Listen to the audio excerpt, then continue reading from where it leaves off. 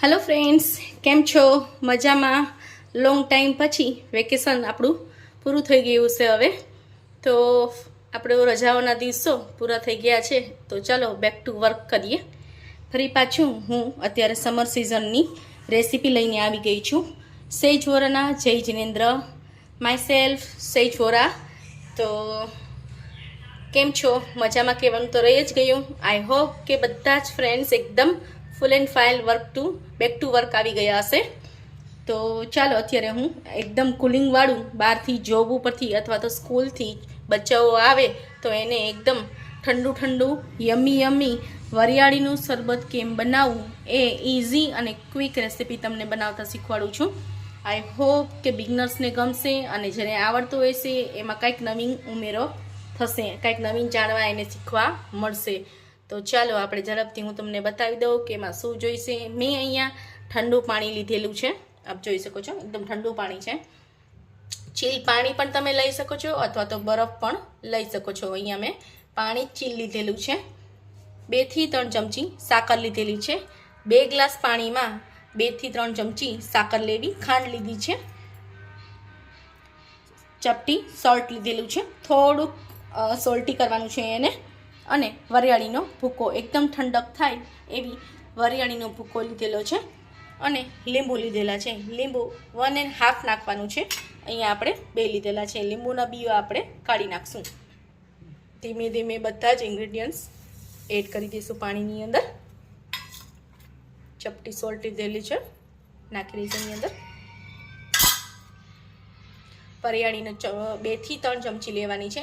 બધું જ પ્રપોર્શન અંદાજિત લેશો તો પણ ચાલશે. બની જાય પછી ટેસ્ટ કરી લેવાનું છે કેવું લાગે છે ટેસ્ટમાં. જો તમને કોઈ વસ્તુ વધતા ઓછા પ્રમાણમાં જો થતી હોય તો તમે આની અંદર બી કાઢીને પછી લીંબુ નાખીશ. વધતા ઓછા પ્રમાણમાં થતી હોય તો તમે જરૂરથી એને લીંબુ બી જતા રહીએ તો પણ કોઈ તકલીફ નથી, કેમ કે આપણે આને પછી ગાળી લઈશું. આવી રીતે 1.5 હું લીંબુ એડ કરી દઈશ આની અંદર.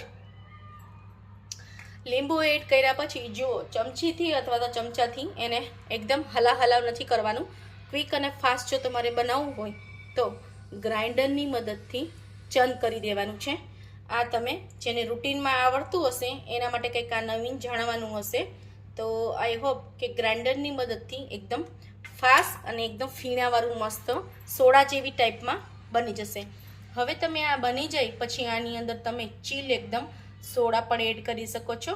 તો પાણીનું પ્રપોર્શન ઓછું લેવું જેથી પાણી અને સોડા બે વધારે મિક્સ ન થઈ જાય, અથવા તો આ બધું જ સોડાની અંદર એડ કરીને એને ચર્ન કરીને સાદી સોડા લેવાની છે. સાદી સોડાની અંદર તમે આ બધી ઇન્ગ્રેડિયન્ટ્સ નાખીને પછી તમે એને ગ્રાઇન્ડરની મદદથી ચીલ કરીને એકદમ ગેસ્ટને તમે સર્વ કરી શકો છો અથવા તો તમે પોતે પણ પી શકો છો. તો ચાલો આને ચર્ન કરી લઈએ ગ્રાઇન્ડરની મદદથી, પછી તમને કેવું બને છે એ બતાડું છું. ચલો જોઈ લઈએ આપણે.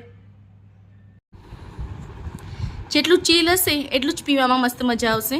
તો સો ફ્રેન્ડ્સ, આ છે આપણું આજનું વરિયાળીનું શરબત. આજની રેસીપી આપણી આ એકદમ સમર સ્પેશિયલ ઠંડુ એકદમ ઠંડી ચીલ. આ તમે સોડામાં પણ બનાવી શકો છો અને પાણીમાં પણ બનાવી શકો છો. બેઉમાં તમે બનાવી શકો છો અને ઇઝીલી એકદમ ક્વિક અને ફાસ્ટ બનતી આ રેસીપી ઠંડી ગરમીની સિઝનમાં એકદમ ઠંડક આપતી મારી આ વરિયાળીની રેસીપી તમને કેવી લાગી છે લાઇક્સ અને શેર અને સબસ્ક્રાઈબ કરવાનું ભૂલતા નહીં અને કમેન્ટ્સ બોક્સમાં કમેન્ટ કરવાનું ભૂલતા નહીં. આજની આ મારી રેસીપી તમને કેવી લાગી છે. Thank you for supporting me.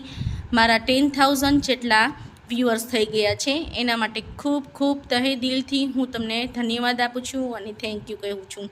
Thank you so much. Bye bye friends.